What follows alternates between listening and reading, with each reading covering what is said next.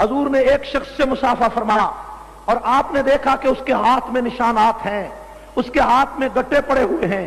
हजूर ने उसके हाथ को पकड़ लिया और पकड़ के फरमाया, ए नौजवान, तेरा नाम क्या है? उसने कहा, मेरा नाम सादे अंसारी है। हजूर ने फरमाया, तेरे हाथों पे निशान कैसे हैं? तो उसने कहा, मैं पत्थरों पे फोड़ा चलाता हूं, यानी पत्थर तोड़कर मजदूरी कमाता हूं और अपने बच्चों का पेट पालता हूं। तो मेरे रसूल ने फरमाया, दुनिया के लोगों, सबसे बेहतर कमाई इसी मजदूर की है। और ये कहकर मेरे पैगंबर ने उस मजदूर का हाथ चूम लिया, मजदूर का हाथ चूमा।